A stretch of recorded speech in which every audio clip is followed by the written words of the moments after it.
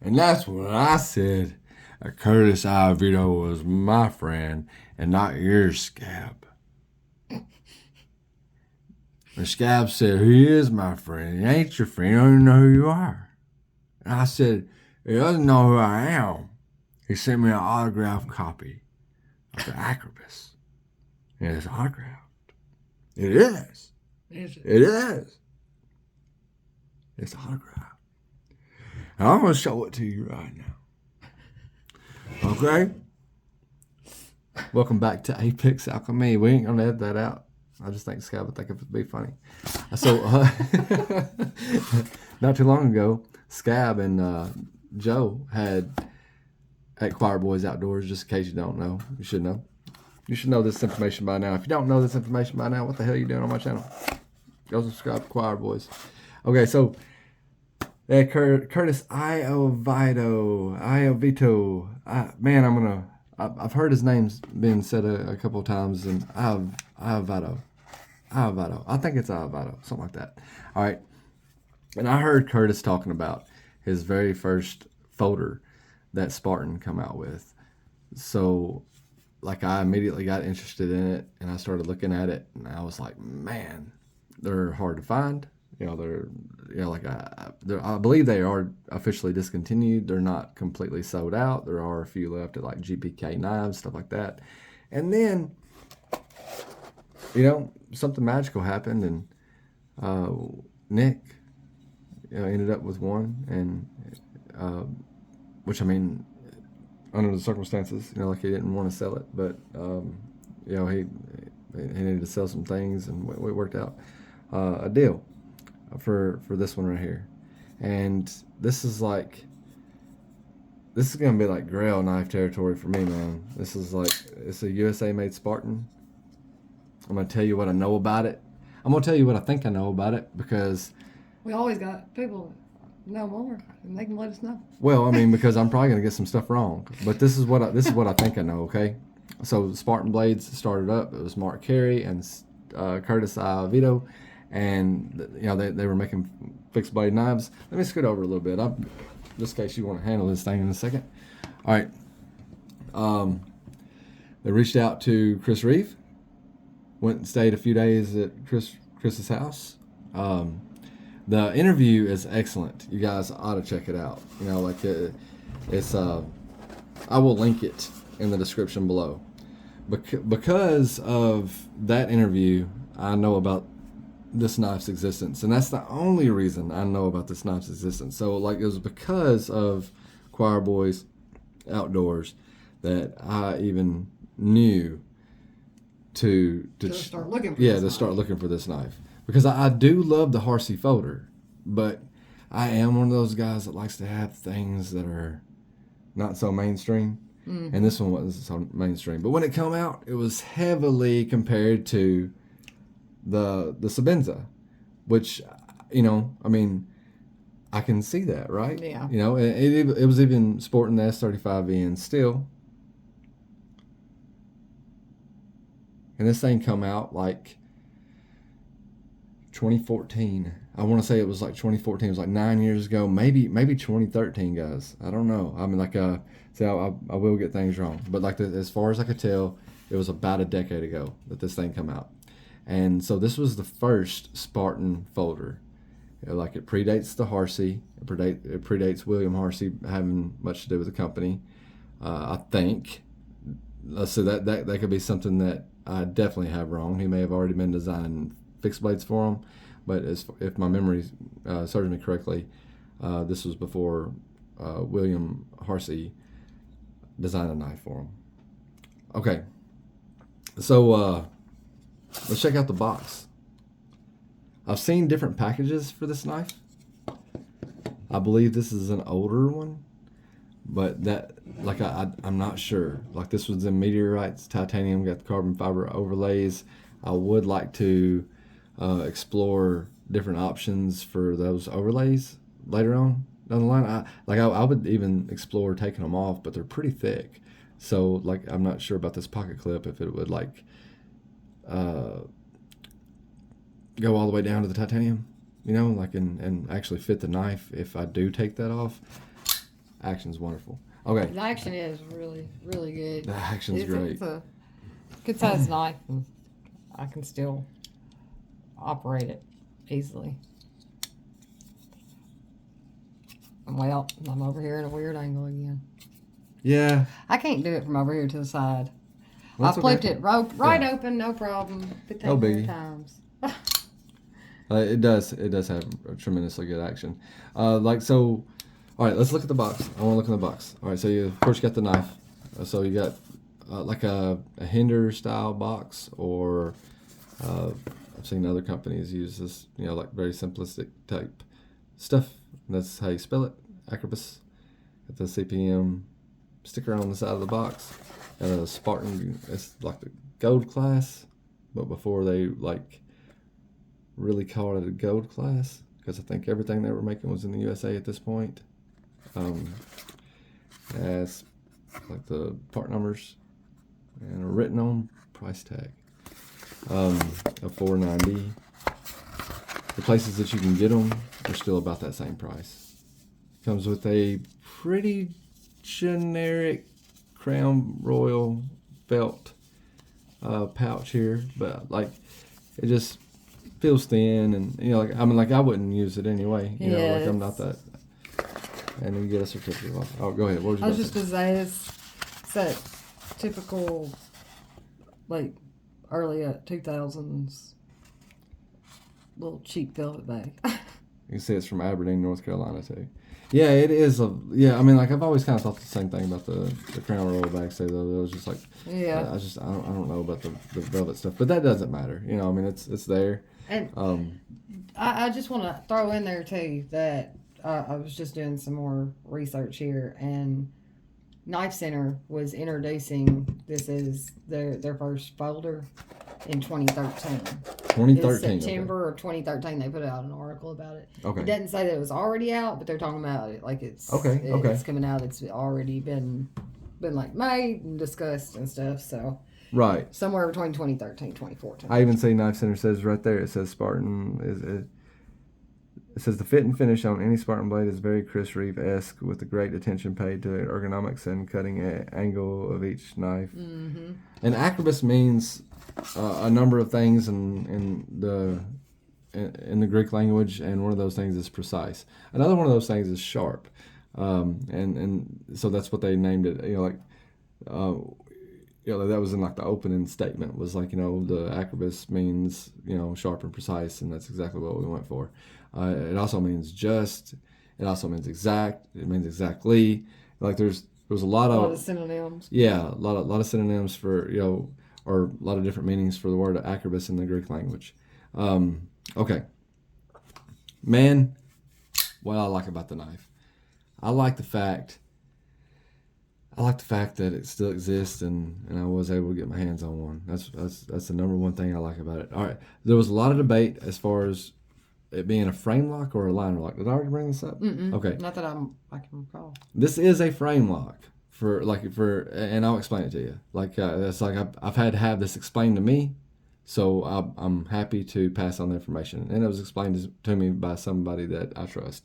So, all right. This is a frame lock. What's the difference is the fact that the pivot isn't integral. The pivot doesn't go through the overlay. Outer scale, yeah. And that's exactly what this is. This is an overlay. Or it could be an outer scale, whatever you want to call it, but that's what it's not necessary for the function of the knife. You can take those overlays off and you still have a functioning knife. So it's not part of the frame. So that's the difference between a frame lock and a liner lock for anybody that might be out there that didn't know. It might not be the only difference, but if you look at this knife, you'll see that the frame or the lock very much done like a Chris Reeve, like a Nkosi or a Sabenza, where the relief is underneath instead of on top, say the Satu, where the relief is on top. But you'll also see that the thickness of the frame or the lock bar is the entire width of the frame. It's this portion is equal to the frame on this side, and that's where the lock is. That's right. So I mean, for little as it matters. It's not a flow-through design. It does have a backspacer. I believe that's G10. It does. It looks like it takes T6 screws, or to get up to get those overlays off. I'll check that out on a different video. I'm going to be taking this thing apart one way or the other. The pocket clip. The pocket clip connects through this lanyard hole. I'll figure that out too. Like I see that it's like an Allen wrench or something to that extent, like in here. So like I'm assuming that we can loosen it up, and I believe that might be the only thing really holding the knife together besides the pivot. Like there might not be any real body screws up underneath there. I don't know. We will figure that out later. But as of right now, I just want to introduce it to the collection. Super excited. I still want a Harsey folder at one point, but I do love this knife. It's 11 minutes in, so it's a perfect time to get into the size, like the measurements and all that stuff, right? Yeah, so overall it's 8.5 inches. And that's it compared to a Delirium Nocturnum. Got to be by a couple inches. The blade length is 3.5 with a cutting edge of 3.44. I'm going to call this a con. This is just me, though, okay? Like, I think the blade to handle ratio is just a little bit off. Like, I mean, of course, this was 2013. Yeah. So, and man, it's an excellent design, and it's a great feeling. And they were transitioning from, this was their first folder, so all their designs prior to this were fixed blades. And most people do want more handle on a fixed blade. Well, no. No, it'd be like backwards. Yeah, that's backwards. Okay. Yeah, I get what you're saying, though. Like, I mean, to fixed blade knives, the handle definitely, yeah, the ratios aren't as important and stuff. But like when you close this knife, you don't have. We'll see where it closes. Yeah, it's pretty much just this part. Yeah. That's not. Yeah, being touched by blade. We got that much more we could have had, but that's okay, man. I mean, it's not a big deal. Like, it's still a 3.5 inch blade, and it's fine. That's not how, like, I don't know. I mean, like, it's not necessarily how I like to get my 8.5 inches. Shut up, Courtney. We can work on that later. I'll drink to that. Okay, wait. I think we got the lights straightened out. Well, we moved one light, and now the other lights are going to be reflecting on it. It's not a starburst this way. It's not a starburst. 4.9 ounces, is that what they're telling us? They don't on here. So. Okay, well, that's cool. Oh, yeah, never mind. 4.85. 4.85, okay. So right at 5 ounces.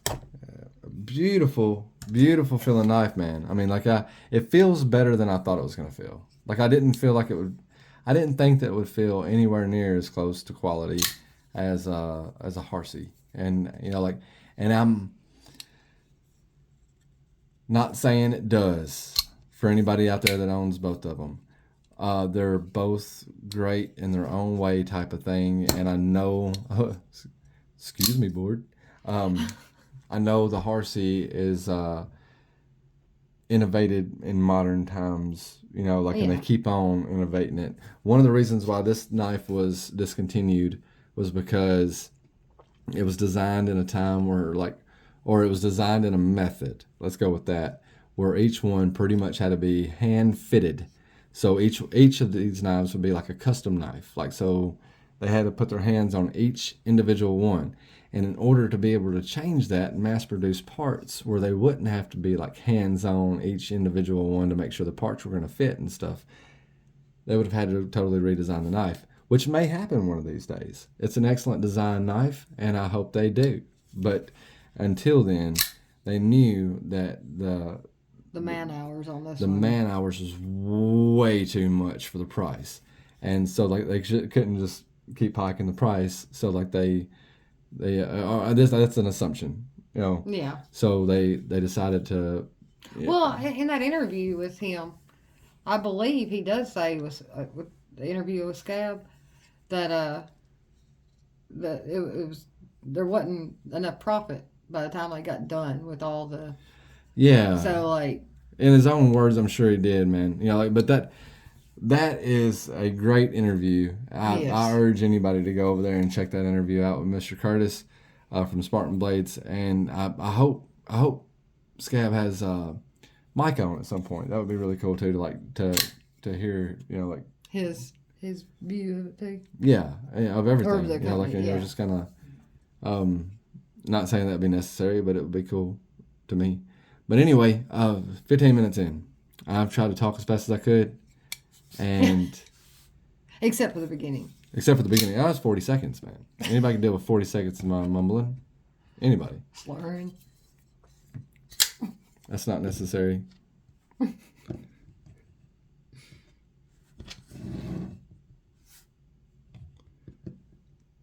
right, so it's 8.5. That's 10. Probably be right there with that direware.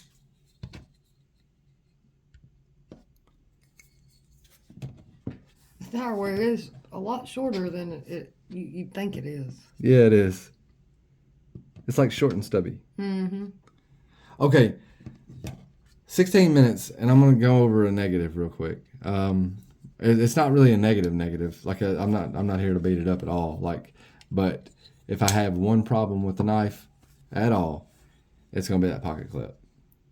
That ramp on that pocket clip is pretty dramatic, and like when you hold it, if you squeeze it in your hand, you can feel it. It doesn't bother me. Look at these hands, man. Like, I mean, good God. You know, like the calluses and the busted blisters and stuff. Like, that's a pocket clip's not going to bother me. But I know that it would bother some people for sure. And with that one being like this, it's probably a little harder to find a different one to put on there. I don't know what the hell's going on with that. It's the first time I've ever seen it on any knife ever. I mean, I think it's cool. It's different, but I don't know what's going on with that. Maybe trickier to find a different one to go on it if you wanted to. Yeah. Y'all, we're edging on 18 minutes. I'm just sitting here watching this timer go. So, look, listen, thanks for watching. Subscribe. Watch that. Hit the like button, please. Yeah, absolutely. If you're still watching at this point, God almighty, this channel is hanging on your thread. Save us. All right, guys, you have a good one, and we will talk to you later and catch you on the flip side.